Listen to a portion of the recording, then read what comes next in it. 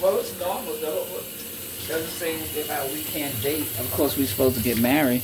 Exactly. Date with the intention of marriage, Yeah. not dating to play with people's feelings or dating for an ego stroke or dating because you want to play tit for tat and make other people jealous or anything like that. We don't play with people's feelings.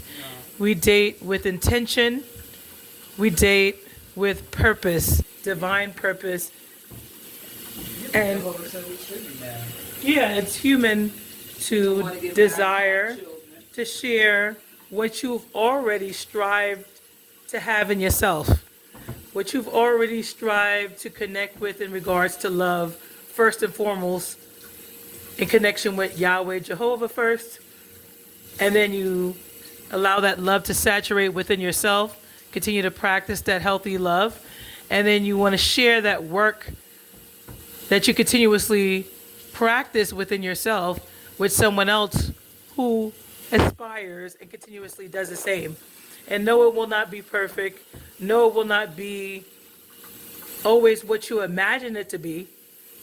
But as long as you keep Yahweh, Jehovah, alongside Jehovah's first creation, Yahshua, Jesus in between, if both people keep those in between, those, they're not human, but they're above the heavens, and they evidently made everybody. Everything is too wonderfully made to have come about by chance. The point is, if we acknowledge those ones and practice what they've preserved and inspired for our well-being and benefit in the scriptures, then it can last. Because the scriptures challenge you not to put your ego above other people. Because both individuals matter to Jehovah, and both individuals come with the past in some elements, but they strive, hopefully, not to allow it to overshadow what's in the present. They strive, hopefully, people who at least want to be healthy and intentional overall in their relationship, to continuously embrace healthy accountability, right? Paired with exploring and discovering and practicing healthier coping mechanisms and habits, and not using anybody as the mother that they always hoped they could have, or the father that they never felt like they had. They're not using someone to fill what they're responsible for feeling in therapy, what they're responsible for feeling in wholehearted prayers and supplications, what they're responsible for feeling when they're listening to an interactive scriptural discourse in regards to listening and applying it. They're not looking for someone to do the work they're responsible for doing within themselves. They're looking to connect with someone who's already doing that too, and they're just becoming a force or a team and supporting each other. Yeah. You have anything to add, Auntie? No, you said everything. And I don't think it's right for women, some women I've heard say, oh, you're the prize. No, both people are valuable to Jehovah. And both people can contribute something meaningful to the relationship. Yeah. And sometimes you cross paths with individuals you don't end up having a consistent, meaningful relationship with. Doesn't mean you should go online and bash them or go behind closed doors and continuously make them feel like they're less than, because you're not better than them. You just happen to discover that you guys do not align for various reasons. But maybe they will align for someone else. Or maybe some people reconnect later on. And also, ladies and gents, please don't allow your experiences to cripple somebody from what Jehovah could be evidently leading someone to be with. Jehovah can be gracing someone to connect with someone else who's been praying about something that they've been working towards. But you're coming along, continuously sharing your bitter experiences. Everyone is not going to have the same result. And it doesn't make them better than you because they had something that may work out and ended up working out. It just means that they happen to find someone that they align with, two people who refuse to give up on each other, and two people who continue to keep Jehovah in between, despite the better times and the more challenging times in intentional relationship and marriage. How can you expect what you're not? We're not perfect. No woman is perfect. Nobody has walked on water, but Jesus, when he came down on earth in a human body, we all stumble in word and deed at times. But as long as we're willing to admit when where we can have the opportunity to work on, there's nothing wrong. It doesn't make you a total loser. It doesn't make you a total wreck of a human being, but just acknowledge it and work on it. And I love it to see marriages working, because I do believe that love still exists, even if you're single or married or contemplating marriage. Whatever situation that Jehovah graces you to be in, because it's all a blessing, be grateful, strive to be grateful. And bashing someone else doesn't make you look more attractive. You have anything to add, Auntie? No, I think I agree with everything you said. You don't have to agree with everything I say, but I'm just saying. Because what you said is true. I learned this through. I mean, I've been through this already with my first marriage, and the guy wasn't that great. He was a little off, being very jealous. And Jehovah doesn't make people to be that way. I mean, some of us can get a little jealous and be thinking that we're being admired by somebody else, which is normal. I mean, you could be a wife and look at some other guy and say, oh, he's handsome. Or a husband could do the same thing and look at another woman and say, oh, she's pretty. Right. It doesn't mean anything. It doesn't mean that you're in love with that person. You're just admiring that person. Right. It's not a big deal. Just like you're passing art and you acknowledge that art is beautiful, Yeah. but that art is very interesting. Yeah. But as long as you don't keep, the dangers of continuing to look at a person, you start desiring to break your promise with someone else, to just skip out and have a quickie, or to mess up a beautiful, possibly beautiful thing, lusting after an imagination of what you fantasize things in regards to someone else. And that causes more problems in the end. And it's not worth it. Many people have testified to that. And that's why self-control is a beautiful quality to continuously practice. And on top of that, it is natural to be attracted to other people.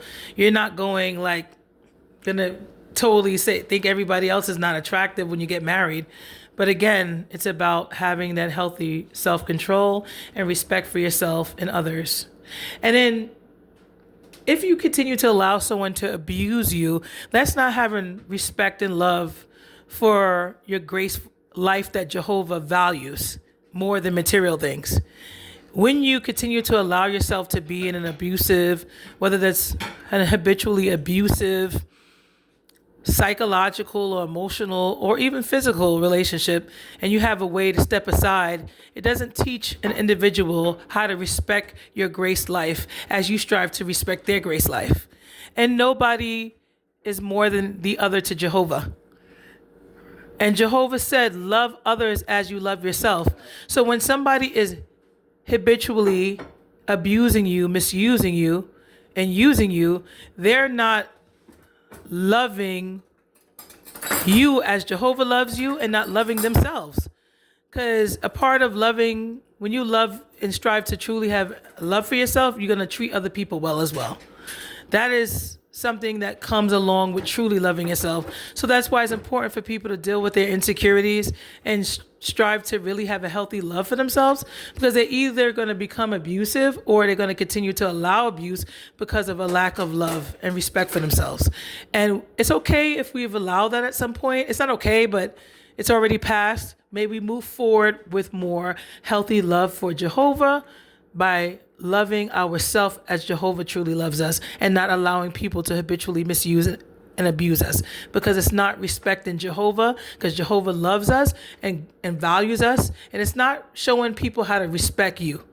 And it's not teaching them how and challenging them how to be a better person. What do you want to add anything? I probably babbled on too much like I usually do. But No, I agree with you. over-explain myself too much. It sucks. I just want to make sure everybody understands what I'm saying. And anyways, go ahead. No, it's true. I mean, my husband Richard had to learn a lot. He became a Jehovah's Witness, so he changed. But before being a Jehovah's Witness, he was crazy as heck. But he did change. He did change and make his life different. And he remarried. I divorced him and he remarried somebody else. So that's good. I also want to add that it's empowering that you didn't allow that situation to stop you from your last relationship, which lasted 30 years. Um, Uncle Nick, no, it was more than 30 years. more than 30 years. Wait, no. Mm-mm. Oh, I was 39, so he died about 15 years ago. So I think it was around 20 something. well, I can't remember. it was over 2 decades. And if my great aunt, allowed herself to be defined by her first relationship, she would not have given the relationship that ended up lasting and being more meaningful and intentional a chance. And I want to remind some of the people who have gotten stuck and hindered in grudgefulness and bitterness that it's not right to try to stop other people from what can possibly work or what may not work. It's not your responsibility to try to police people. Jehovah doesn't do that. Jehovah does not condone that. To each their own, and everyone lives out the consequences of their choices. And you are not the blueprint of what's going to happen to everyone. It's not healthy, and it's not humble, and it's not right to step in front of Jehovah. You don't know an individual like Jehovah does. You don't know people's hearts. And even a parent can become a little quietly possessive and controlling, could be a spiritual parent. And it's not humble. You're not God. And you don't know that child like Jehovah knows them. They may be more capable of things more than you ever imagined because you can't see people on the level of Jehovah. You can't understand their abilities on the level of Jehovah. So allow Jehovah to lead that person. And if whatever shall happen, Jehovah's strong enough to help them endure through it. You don't have to try to play superhero, which doesn't exist anyway. But point is, you don't have to try to dive in and be unhealthily and habitually controlling because your strength is nothing next to Jehovah's. Jehovah can handle it. People can get through it. Have faith that Jehovah knows what Jehovah's doing. Have faith that Jehovah knows how to bind up the brokenhearted. Have faith that Jehovah knows how to make something last if two people are willing to continue to participate in their own growth and progress, which is essentially the same thing. But we're signing off here. And much love and blessings to every priceless miracle out there.